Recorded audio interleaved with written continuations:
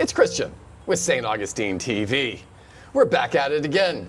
In the interest of civics, we are sitting down today with James Galloway, who is running for County Commission District 4. James, it's good to meet you. It's good to meet you too. Thanks for coming. Thank you so much. Let's get right into it. What caused you to run for St. Johns County Commission, and why now? I wanted to provide steady professional leadership to St. Johns County. I've been an attorney, a business owner, a resident, I'm a father, and I wanted to give back to the community. So that people know who you are a little better, what is your background? You touched upon it, but what skills are you bringing to the table? Fifth generation Floridian. I have a long-term perspective of the community. I've handled complex contracts cases, federal litigation, appeals, family law. I know the local rules, and I'm very much looking forward to honing these skills as a county commissioner of District 4. Right on. So when it comes to contracts and legal disputes and issues with legality, you have a good background for that.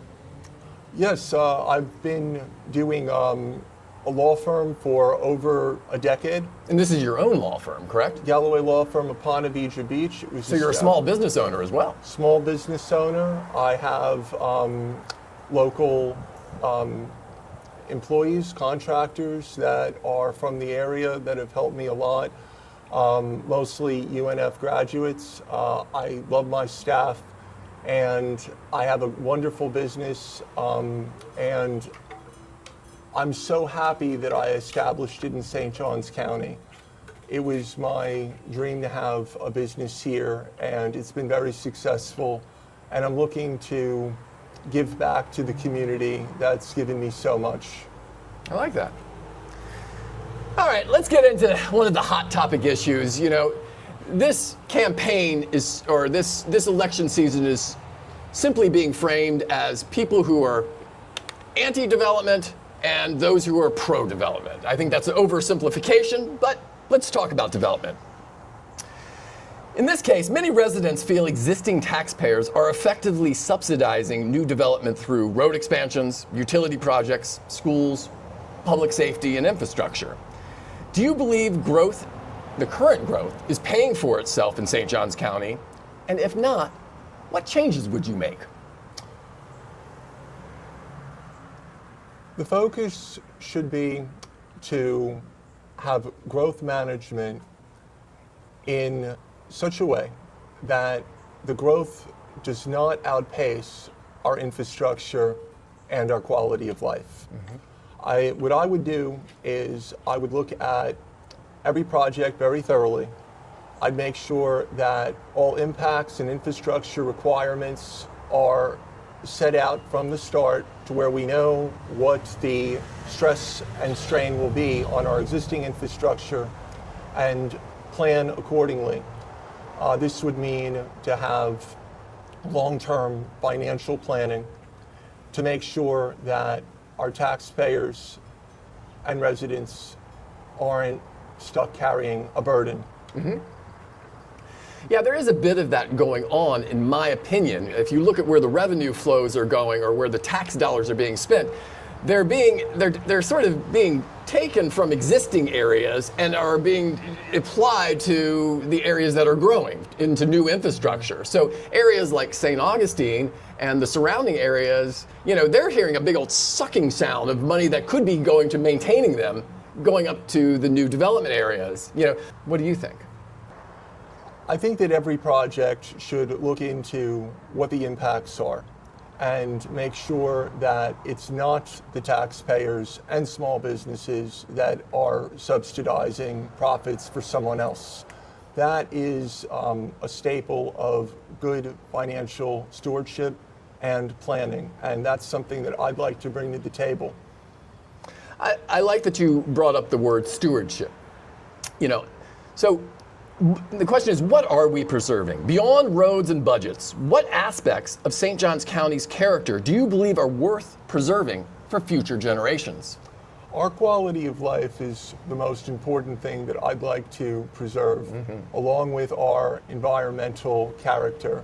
We have beautiful beaches, we have wetlands, we have wonderful agriculture, we have historic sites, conservation areas. I'd like for all of that to be conserved for future generations to enjoy. I grew up here enjoying all of it, and it doesn't make sense to me to develop areas that are so precious to our community. So stewardship is a value that I have, but I also have a value. Beauty is also a value for me. So let's talk about beauty as a public policy. Do you believe government has a legitimate role in promoting beauty, the aesthetics, the community character, or should those decisions be left primarily to private property owners and the market? When we're talking about development or a project, in the planning stage, there should always be an architect and a landscape architect to make sure that what is being proposed in the pre-application process is going to be aesthetically pleasing, it'll conform to the surrounding areas, it'll be zoned correctly, there wouldn't be a aggressive zoning application filed concurrently with the pre-applications. These are things to look out for in our land development code, and to make sure that the result is not only accounting for schools, roads, public safety, but is also aesthetically pleasing. I agree. All right, development versus place.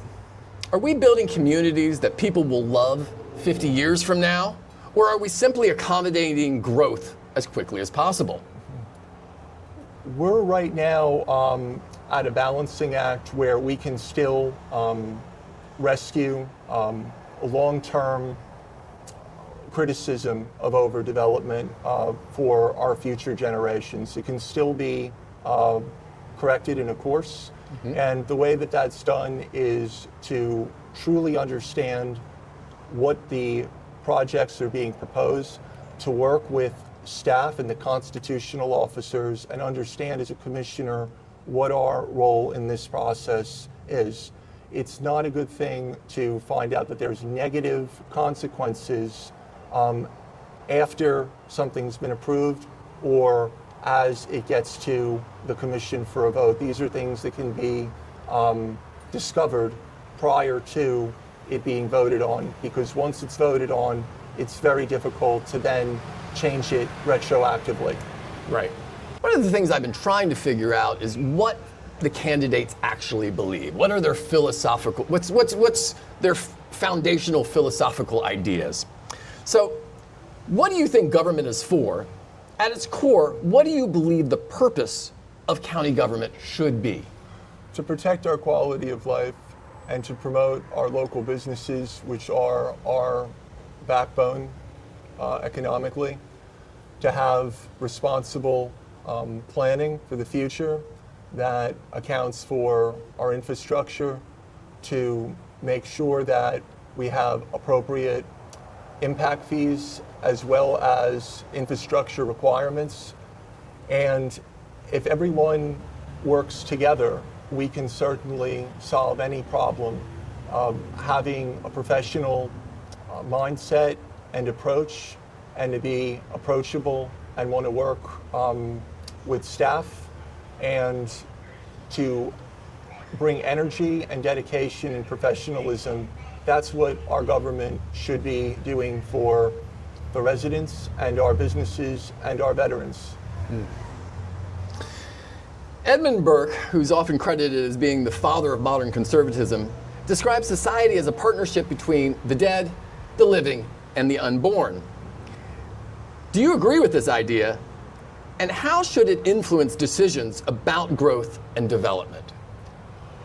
I'm a fifth generation Floridian. My son is sixth, and I feel like there is a relationship in what we're doing now with our trajectory to make it well planned for the future, for our families, for our children, for everybody that wants to enjoy St. Johns County and everything that this county stands for, which is family values, and the American dream. This county has given me so much, and I love it. I grew up here, and I want to give back. In my opinion, everybody says they're a Republican who's running, but in my opinion, St. Johns County has lost track of conservatism, described, again, as stewardship, and has slid into conflict-oriented populism, described as majoritarianism or anti-elitism. How would you describe yourself? I like to set the tone as a professional. I like to make everybody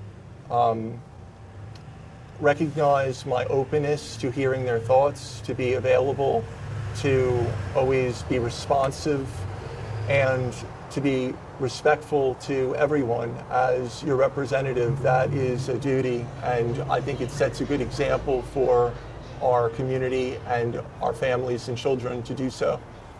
Excellent. The political culture here, local politics has become increasingly personal and divisive. Why do you think that's happening, and what responsibilities do candidates have to set a different tone? We're all frustrated with some rapid development and congestion on the road, and the frustration is understandable.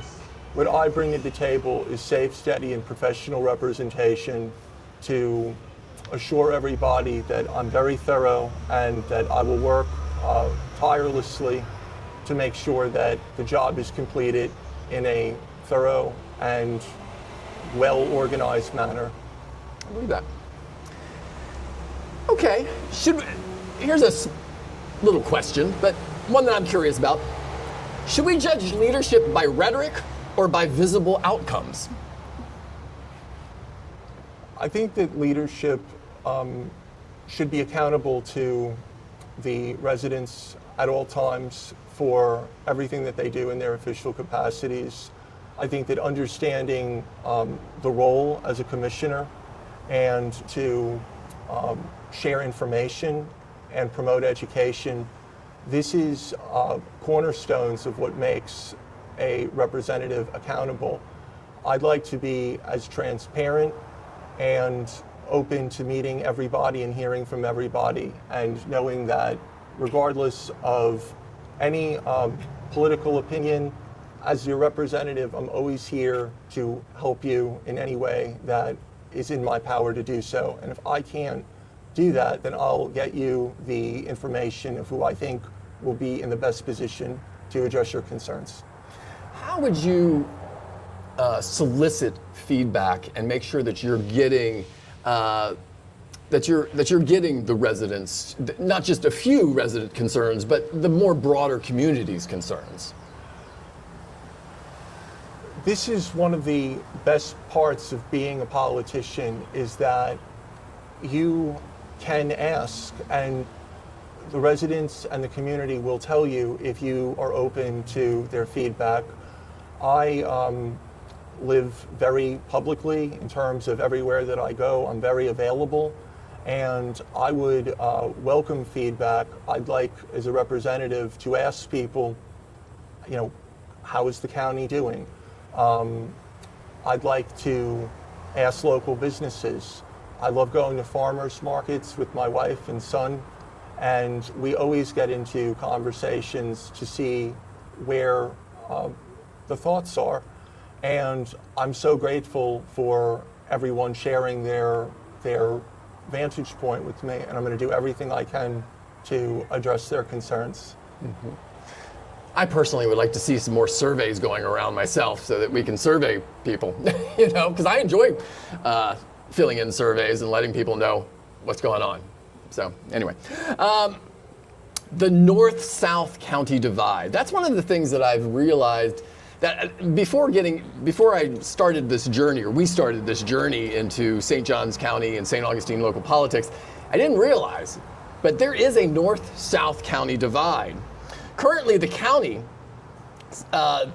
seems to be robbing Peter to pay Paul, meaning the lion's share of tax revenue is going to the new development areas, while the city and surrounding areas and the established neighborhoods are being neglected.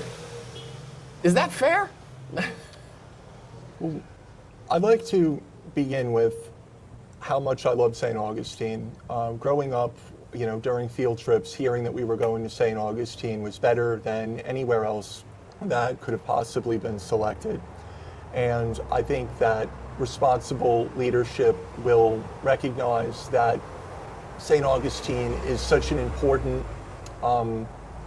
pillar of St. Johns County. It has so many historical sites, so many residents that have been here for so long that have seen so much expansion. And I'm here to represent the entire county. I absolutely love District 4 where I live and have had an office since 2017. And I will do everything that I can to promote an even agenda where everyone feels like the county is giving them appropriate attention to their needs, whether it be long-term planning, agriculture, jobs, housing, whatever the particular character of the area needs. I think that should be something that the county can accommodate. St. Augustine is such a gem, and I feel like it's a win-win-win scenario for the businesses, for the tourists, and the residents, for it to look good and for it to be maintained.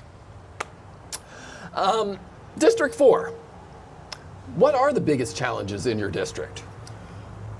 Well, congestion is probably the biggest issue for District 4 individually. Of course, the biggest district in the county would be growth management, making sure that taxpayers are not left carrying any burden. And I aim to address these issues as best I can to alleviate some of the congestion. Yeah, it seems like when it comes to North County, that's what people are really pointing out. Traffic is the biggest concern. But obviously that comes with development. I have a saying that I always say, whatever you prioritize, you get more of. What will your priorities be? Protecting our quality of life and making sure that every new development is planned with the most care. Make sure that we have our impact fees, our infrastructure requirements in place. Everything has been reviewed at every level, from pre-application to staff review, zoning, comprehensive plan, PUDs, PZA, and then commission. I'll promote that. If there is ordinances or any part of our land development procedures that can be adjusted in any way that the county commission is able to do, I'll look for those changes to make sure that everything is running efficiently with long-term financial planning in mind. My goal is to make St. Johns County better and to make sure that our residents and local businesses are not stuck carrying a bill that we don't need. I think we might have already asked this, but what does quality of life mean to you?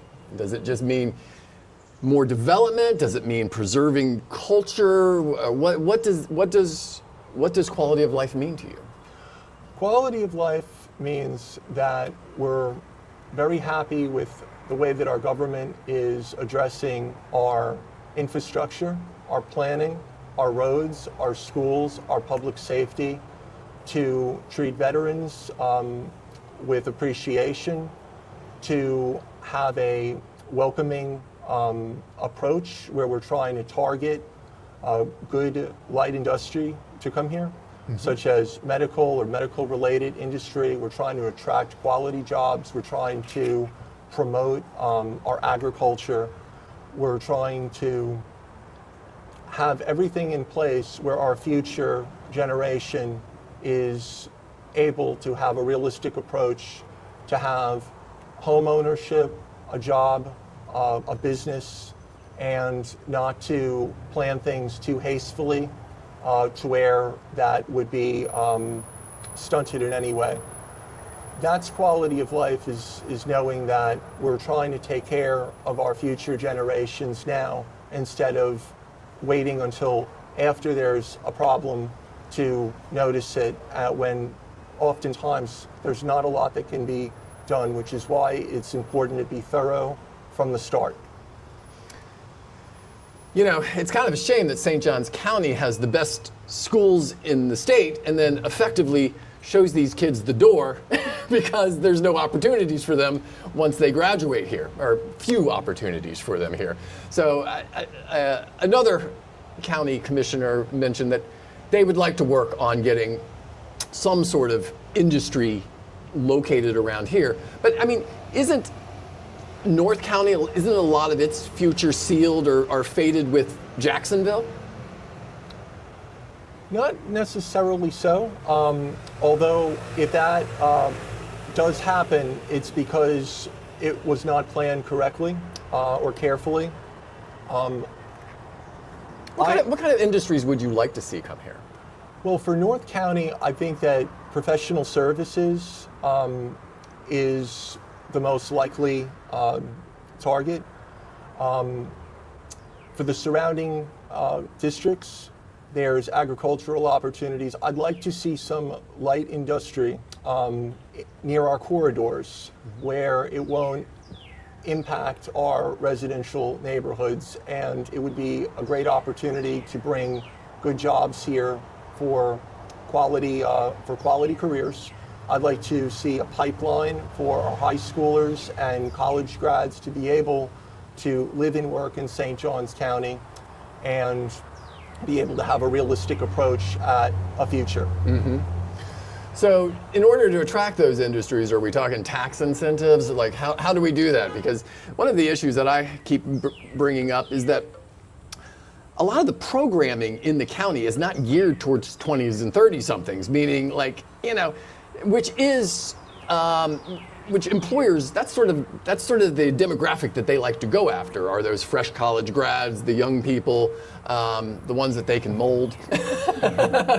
But, you know, we don't have a lot of programming. Most of the programming is, which makes sense, geared towards folks over 40 years old. So you kind of have to have a young, vibrant culture to attract those people. I mean, would you work with the county to see where they can do some tweaking for, you know, to hopefully attract more young people in addition to bringing jobs?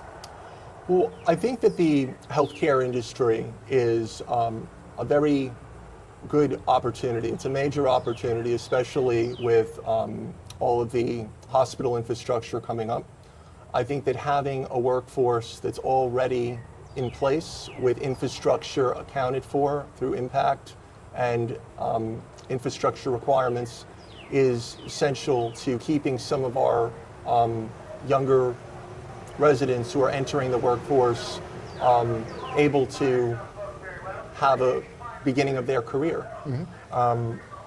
It's very important that younger people have an opportunity, and it's essential to plan it accordingly, where we're not going to lose value and pass that on to the residents and local businesses. It has to be done very carefully, but it's a wonderful opportunity, and I'm ready to address this opportunity as a commissioner. Cool. All right, since we got into this a little bit out of our own self-interest for St. Augustine City here, I'm going to ask you a little bit about the city-county relationship. Let's talk about the Tourist Development Council and the various tourism development agencies. A half-century-old state law dictates that the county capture the revenue, commonly called the bed tax or the occupancy tax, and reinvest it into more tourism marketing and attempt to spread the wealth more broadly. In practice, this means the city does the tourism heavy lifting, while the county runs off with much of the profits, revenue. Does the county have an obligation to help maintain and beautify the city of St. Augustine? It's a wise thing to do to account for our tourism, especially in St. Johns County. I am a proponent of local businesses, especially in St. Augustine specifically.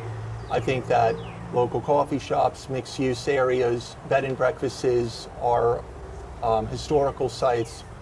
And then we have events that the county should support that bring in revenue.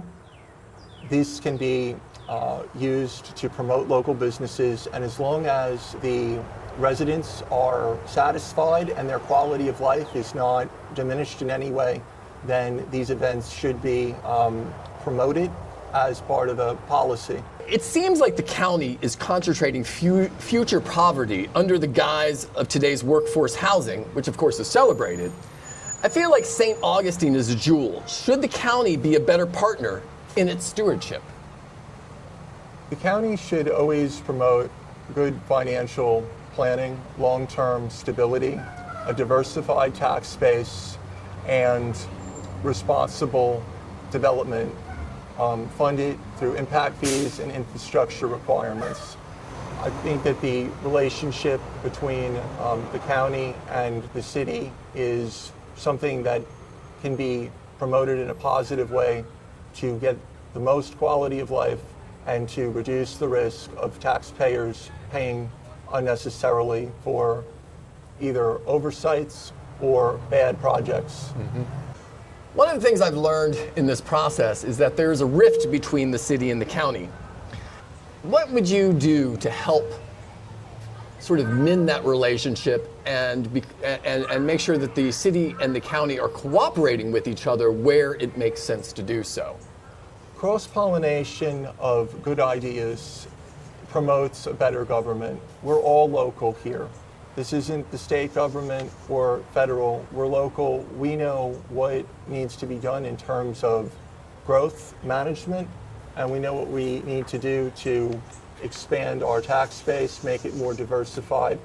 I think that the exchange of ideas and the ability to work with one another on any project is essential to good government. Mm-hmm. One of the things that, if you're familiar with this channel at all, one of the things that we advocate for is safe and protected bike lanes. Do you think that biking and e-mobility is a part of the solution to the congestion and traffic problems that we're experiencing in the county? And what are your thoughts on multi-use paths and bike lanes? Transportation should be addressed realistically. I think that transit from buses should be applied to places that have a need for them. I think that walkability and bike lanes are important, but at day's end, the residents are very much dependent on cars and roads, and we want to make sure that we can clean up congestion and traffic and make sure that there's good infrastructure in place. So I think that there is a need for the commission to promote transit and walkability and bike lanes, but the focus should be on infrastructure requirements regarding our roads, as well as schools and safety services, and to make sure that it's planned appropriately so our residents and local businesses are not left carrying the bill. Mm-hmm. So here's a question that most people don't want to talk about, because the baby boomers are a large generation. You have quite a few seniors in District 4, and we can see that in 10, 15 years that these folks are going to be elderly and they're going to need care and other services. What can St. Johns County do, or what can you do in your district to sort of front run that and make sure that we're prepared for this? Healthcare is essential to good government, to make sure that everyone has access to medical services. We want to make sure that everyone has the ability to have their care addressed by their doctors and their personal care aides. I think that this is a personal decision from house to house. But as far as infrastructure goes, the county is expanding our healthcare capabilities. We're bringing in new healthcare infrastructures.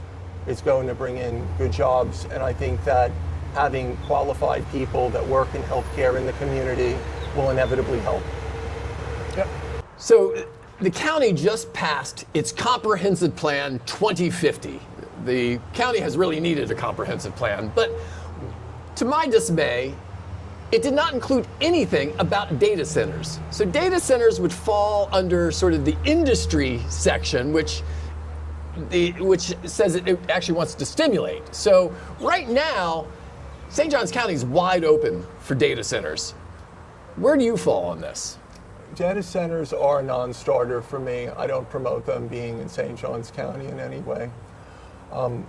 What I do promote is for land use to conform with its natural character, to allow people in agriculture, our residents in agriculture, to be able to do agriculture or light industry on their property, and to make sure that all of the impacts are addressed, that everything is clean, a high value production or expanded agricultural capabilities, but to always have our environmental concerns at the center of the conversation.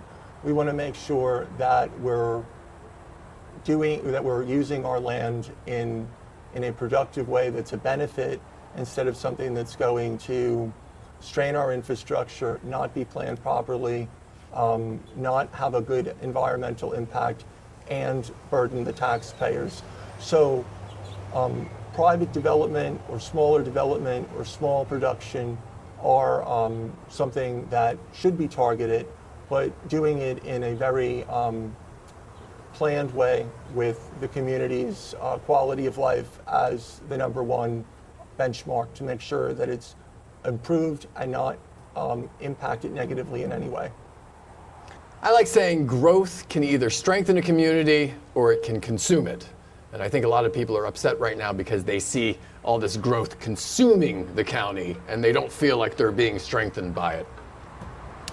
All right, so this November, voters will go to the polls not just to elect new county commissioners, but they will also be asked about expanding the homestead credit.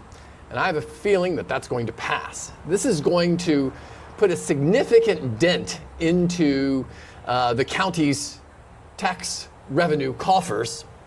What challenges do you think that this presents, and are there any opportunities along with it?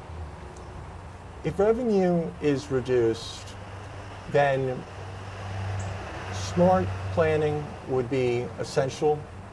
We want to diversify our tax base. We want to promote local businesses. We want to give them predictability.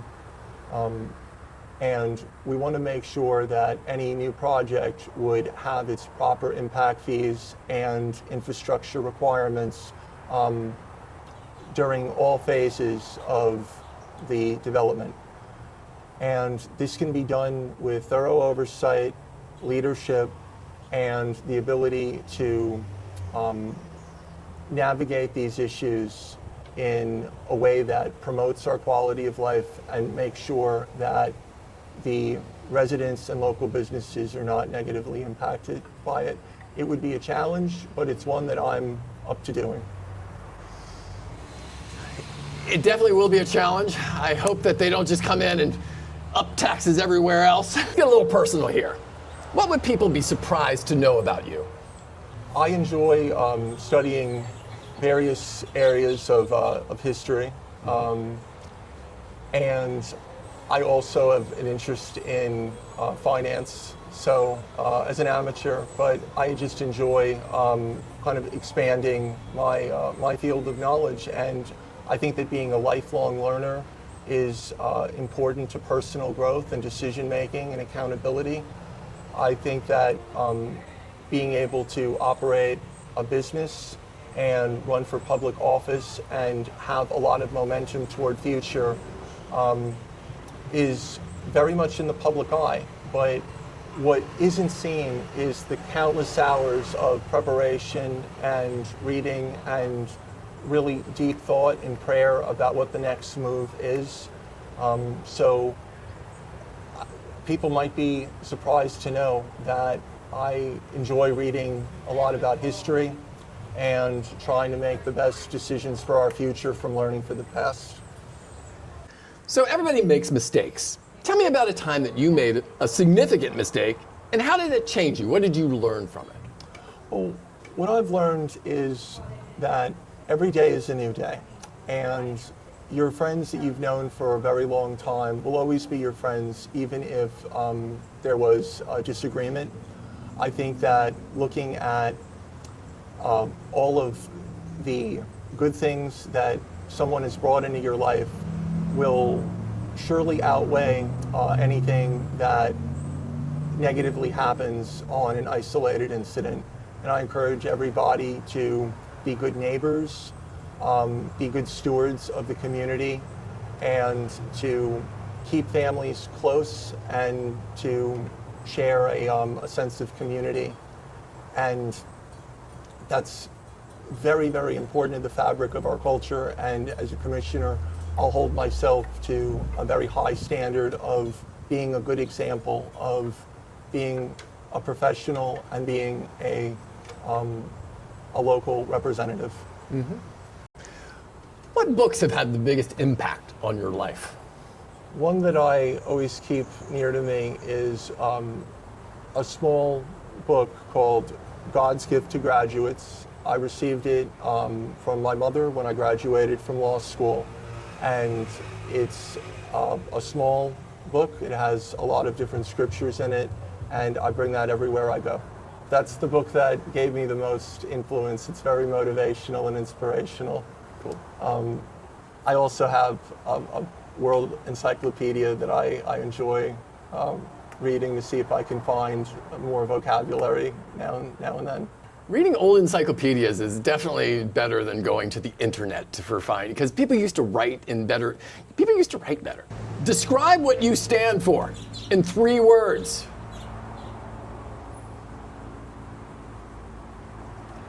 Protecting our community. James, I appreciate you sitting down with us today and letting us grill you. I've enjoyed our conversation so much. James, where can people find out more information about you? My information is on my website, jamesgalloway.com. jamesgalloway.com. And I want to thank you for tuning in. Until the next time, this has been Christian with St. Augustine TV.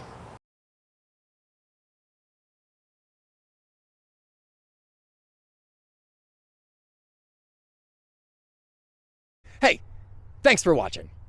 For more local St. Augustine content, don't forget to like and subscribe.